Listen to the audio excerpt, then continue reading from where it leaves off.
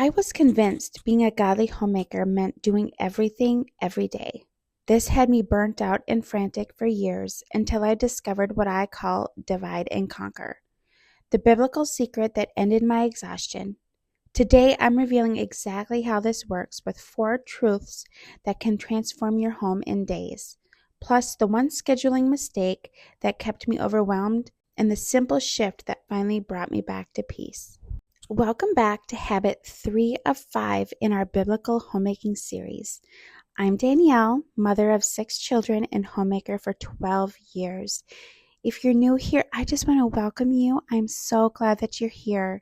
If you missed the first 2 habits, morning devotions, and why organization won't fix your overwhelm, go watch those first, because these habits build on each other for true transformation. Truth number 1. Doing everything every day is actually unbiblical. God's grace is sufficient for us, but God chooses to work in reality. The reality is that we are finite humans and it is impossible for us to do everything.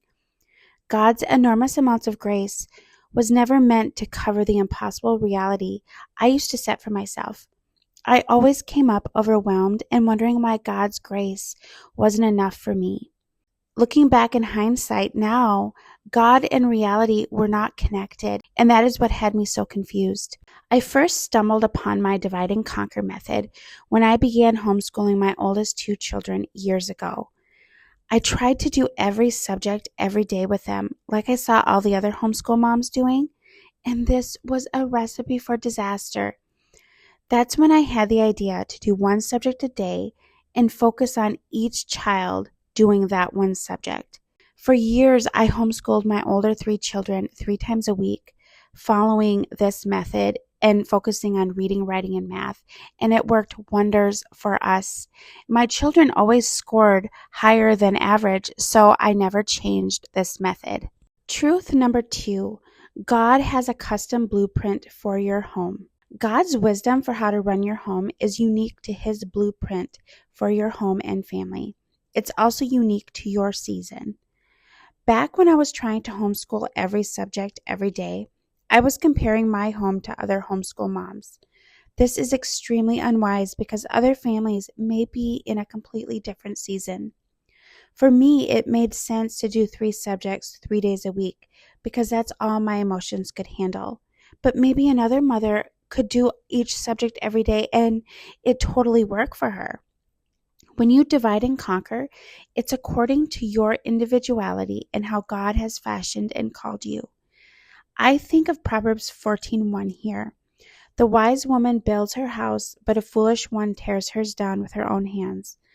On a very practical level, building a 5-bedroom house with a skill saw is wildly different from building a 2-bedroom house with a handsaw. I haven't even touched on the fact that your husband will make your family a 1 in a million because he is unlike any other husband and leader. In our home, we take Mondays off from school and fast various things that day, starting our week with a heavy emphasis on Jesus. On Mondays, when my kids fast video games and I fast my YouTube channel, we do a deeper cleaning of the house. Instead of getting hung up on mopping, washing windows, and dusting throughout the week, we do those things on Monday. Unless someone spills milk or paints on the windows, we do not do those deeper cleaning sort of things until the next Monday. I cannot physically or mentally handle deeper cleaning every single day, so I've condensed it this way. I divide and I conquer when it comes to deep cleaning. Deep cleaning is on Mondays.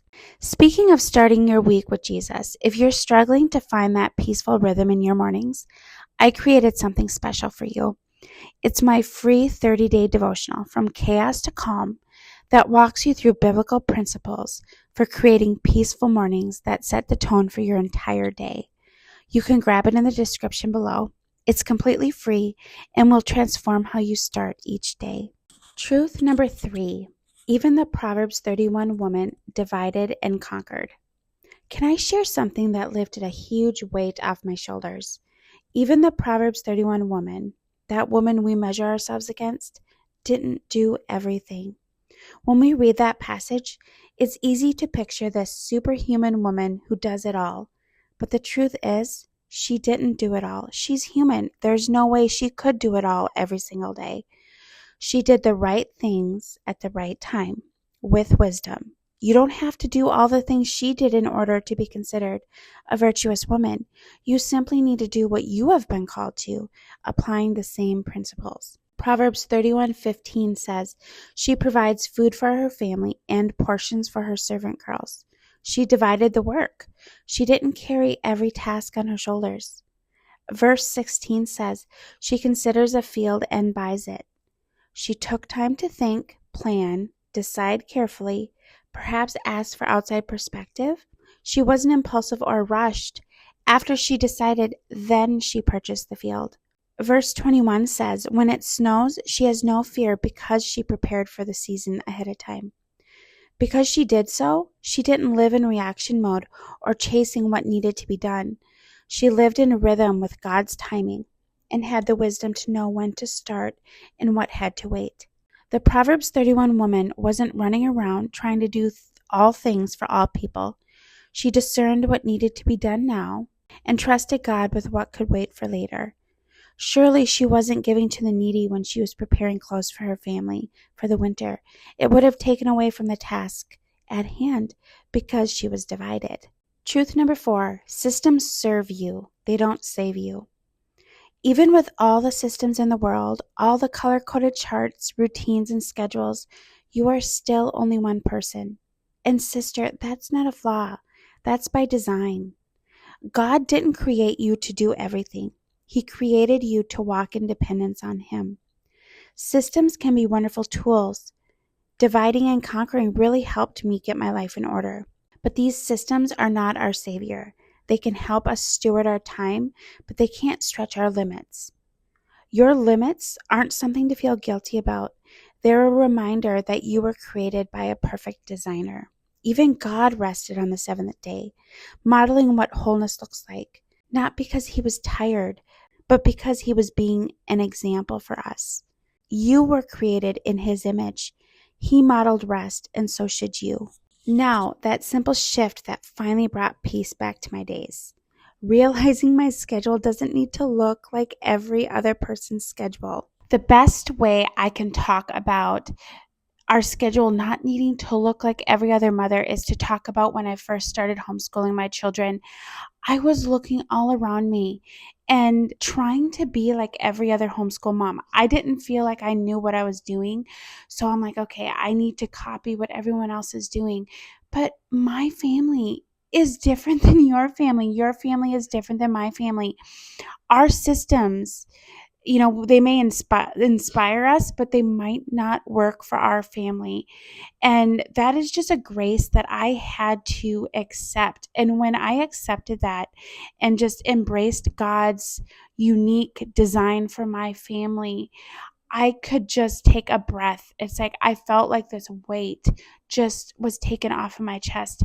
You do not need to be like every other woman out there. Success for another mother might be different than success for you. That is 100% okay.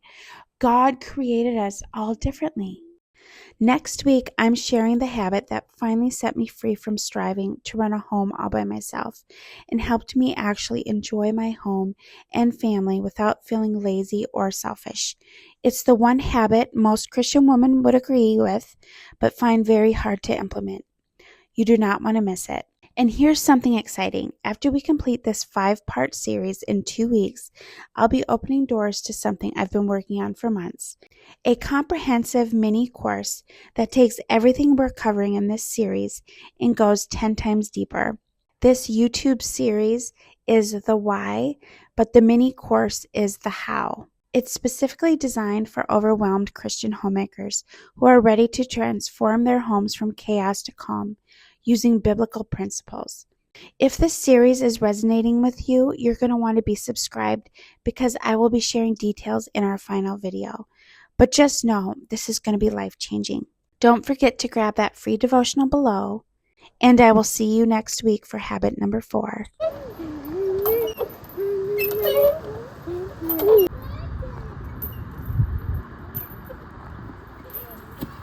All right, run towards my camera right here. you go. Go up by Simon. You're not that big.